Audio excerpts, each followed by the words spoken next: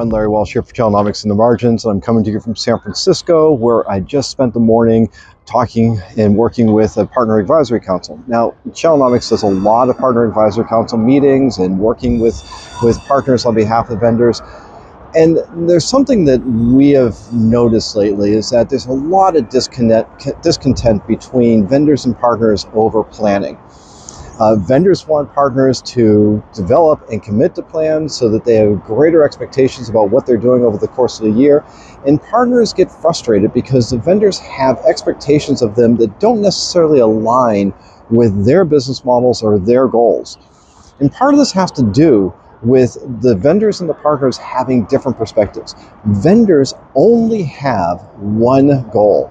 They have one singular focus. They make products and they want to sell as much of those products as they possibly can.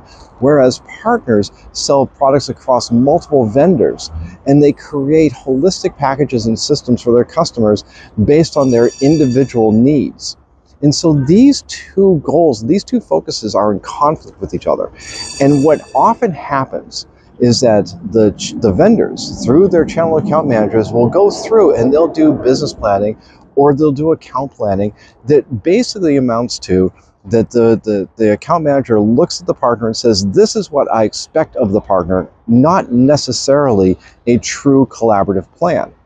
Whereas the partners are the ones that are sitting there, they're trying to make the most of their extended relationships and the most of working with multiple customers as they possibly can. So here is my advice to both vendors and to the partners. Let the partners make the plans.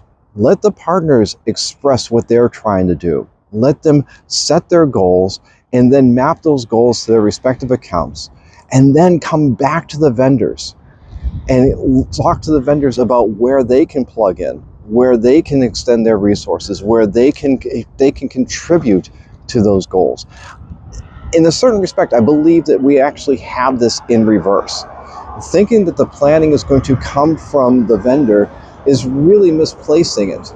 It really should be about how the partner sets a plan and brings the vendors into their go-to-market process. And if we flip the script on this, we may actually produce better outcomes for both sides. And here's the other thing, that if, for the vendors, to talk to your partners, and for partners, go talk to your vendors. Invest in bi-directional communications. Partners need to do more to tell the vendors what they're doing, how they're doing it, and what the results are. And partners that do that actually get more attention from the vendors. Vendors should be encouraging the partners to communicate up more to them as much as they're communicating out to their customers.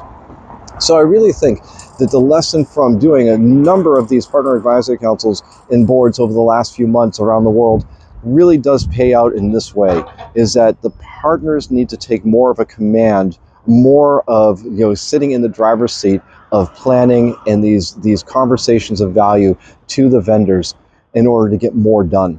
And if that happens, I think that, again, there will be mutual success for all, particularly if the vendors encourage and enable it. Well, look, that's about all the time I have right now. If you like what we're doing here within the Margins, please hit like, hit subscribe, check out our other podcasts, Changing Channels and the Network Effect, and check out all the great content we have at Channelnomics. Until next time, I'm Larry Walsh.